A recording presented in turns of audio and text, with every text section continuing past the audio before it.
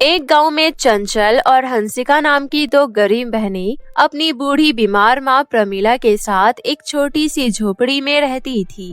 दोनों बहनें बहुत मेहनती थी। घर की आर्थिक स्थिति बहुत खराब होने की वजह से दोनों बहनें लालची जमींदार चमन लाल के खेतों में काम करती थी। जमींदार चमन लाल बहुत ही दुष्ट व्यक्ति था। वो उन दोनों को काम के बदले बहुत कम पैसे देता, जिससे उनका गुजारा बहुत मुश्किल से चल पाता था। एक बार गांव में लंबे समय तक सूखा पड़ने की वजह से कई लोगों को भूखमरी का सामना करना पड़ा। चंचल और हंसिका के साथ भी कुछ ऐसा ही हुआ। जमींदार चमन लाल के गोदाम अनाजों से भरा हुआ था। उन दोनों के पास जमींदार से मदद मांगने के अलावा और कोई चारा नहीं था।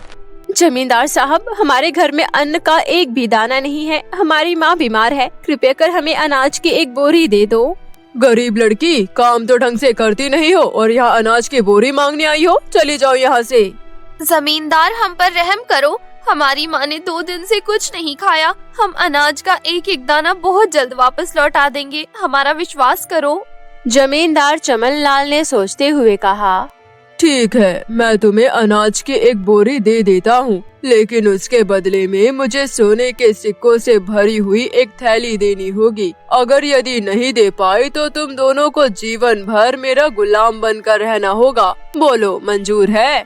जमींदार चमन लाल की बात सुन दोनों सोच में पड़ गई, लेकिन उनके पास जमींदार की बात मानने के अलावा दूसरा कोई चारा नहीं था। वो दोनों अनाज की बोरी लेकर घर लौट आई। फिर दोनों ने मिलकर माँ को भोजन बनाकर खिलाया और खुद भी खाया। माँ के सो जाने के कुछ देर बाद दोनों बहनें आपस में बातें करने लगी।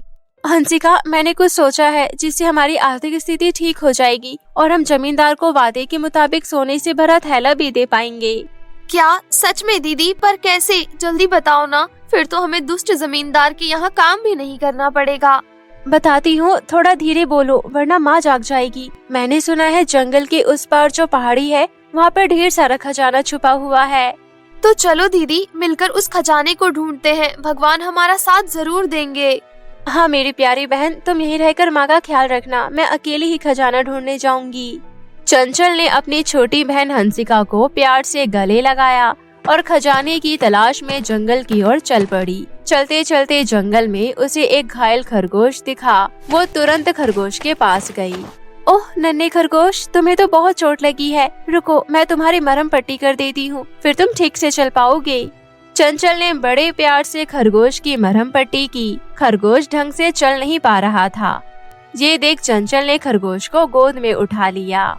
तुम कितने प्यारे हो नन्हे खरगोश, जब तक तुम्हारा पैर ठीक नहीं हो जाता तब तक तुम मेरे साथ रहो।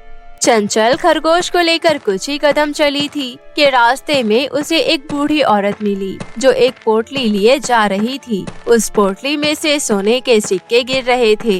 ये देख चंचल ने जमीन पर गिरा एक सोने का सिक्का उठाया और बोली, अगर मुझे ये सारे सिक्के मिल जाए तो मुझे खजाने की तलाश करने की जरूरत नहीं पड़ेगी। लेकिन ये सोने के सिक्के बूढ़ी अम्मा की हैं। नहीं नहीं, मैं ऐसा पाप नहीं कर सकती। चंचल ने जमीन पर गिरे हुए सारे सोने के सिक्के उठाए और खुशी खुशी बूढ़ी औरत को देते हुए बोली, बूढ़ी अम्मा, ये लीजिए आपके सोने के सिक्के, आपकी पोटली से गिर गए थे। ये सुन बूढ़ी औरत हंसते हुए अचानक वन परी में बदल गई। तुम बहुत ही नेक और दयालु लड़की हो। तुमने मेरे प्यारे खरगोश की मदद की। इतना ही नहीं, तुम चाहती तो सोने के सिक्के लेकर चुपचाप यहाँ से भाग सकती थी, लेकिन तुमने ऐसा नहीं किया। मैं तुमसे बहुत प्रसन्न हूँ। वैसे तुम इस घने जंगल में क्या कर रही हो प्यारी लड़की? चंचल वन परी को अपने घर की स्थिति बताते हुए बोली, इसलिए मैं खजाना ढूंढने निकली हूँ ताकि मैं अपने घर की स्थिति ठीक कर सकूँ। तो फिर ये लो, मेरी तरफ से ये छोटा सा उपहार, ये जादुई पत्थर। ये तुम्हें खजाने तक ले जाएगा, लेकिन उस खजाने को कभी बुरे लोगों के हाथ मत लगने देना। ये कहते हुए वन परी अदृश्य हो गई और खरगोश भी झाड़ियों में छुप गया। ये जादुई पत्थर मुझे खजाने तक कैसे ले जाएगा? तभी जादुई पत्थर में से तेज रोशनी निकली और वो आग का गोले में बदल गया। ये देख चंचल को बहुत हैरानी हुई। आग का गोला हवा में उड़ते हुए पहाड़ी की ओर जाने लगा। चंचल भी गोले का पीछा करते हुए तेजी से चलने लगी। पहाड़ी पर एक गुफा थी जिसका द्वार बंद था। आग के गोले के प्रकाश से गुफा का दरवाजा अपने आप खुल गया। चंचल ने फौरन उस गुफा में प्रवेश किया। आग का गोला वापस पत्थर में बदल गया। लगता है खजाना इसी गुफा में है। तुम्हारा धन्यवाद जादुई पत्थर।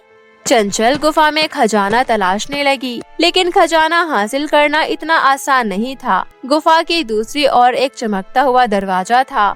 वहां तक पहुंचने के लिए बीच बह रही लावा नदी को पार करना नामुमकिन था। ओह, खजाने तक पहुंचना इतना आसान नहीं जितना मैं समझ रही थी। अब इस लावा नदी को मैं कैसे पार करूं?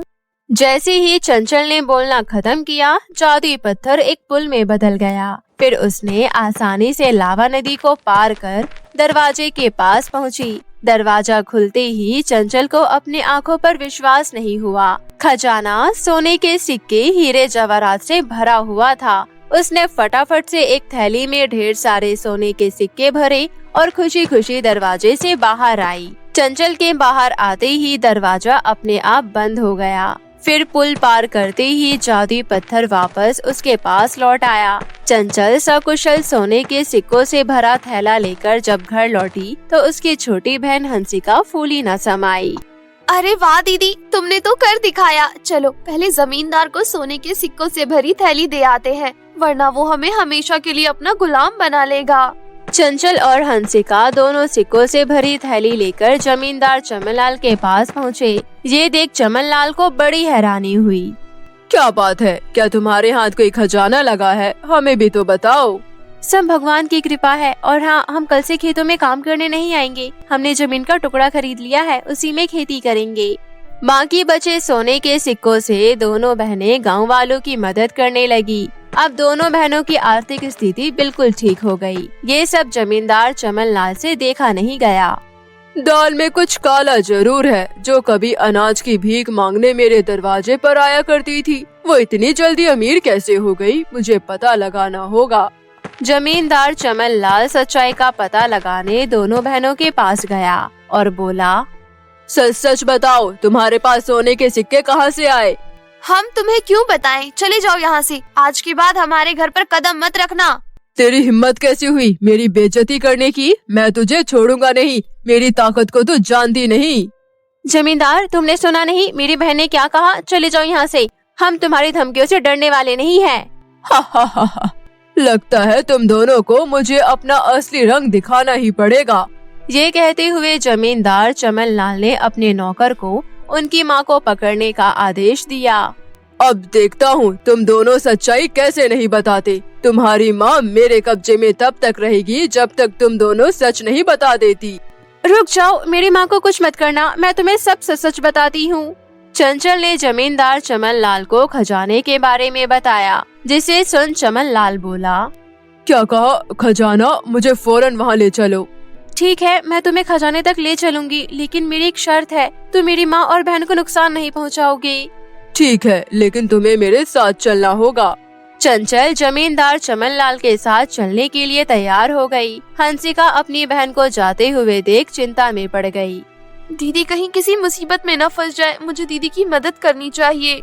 वहीं चंचल जादुई पत्थर की मदद से जमींदार को उसी पहाड़ी पर ले गई जहां खजाना छिपा हुआ था। लेकिन पहाड़ी पर पहुंचते ही वो बोली, जमींदार, अब मैं आगे नहीं जा सकती। तुम्हें खुद ही खजाने की खोज करनी पड़ेगी। ये लो मेरा जादुई पत्थर, ये तुम्हें खजाने तक ले जाएगा। ये कहते हुए चंचल ने जादुई पत्थर पहाड़ी से नीचे फेंक दिया। ये क्या किया तूने बेवकूफ लड़की? जाओ, खुद जाकर पहाड़ी के नीचे से जादुई पत्थर ले आओ। लड़की, तुझे पहाड़ी के नीचे जाकर मेरे लिए जादुई पत्थर ढूंढ कर लाना होगा, और अगर तूने मेरी बात नहीं मानी तो मैं तुझे पहाड़ी से नीचे गिरा दूंगा। तभी वहाँ दौड़ते हुए हंसिका आई और बोली, मेरे होते हुए तू मेरी दीदी का कुछ नहीं बिगाड़ पाएगा, दुष्ट जमींदार।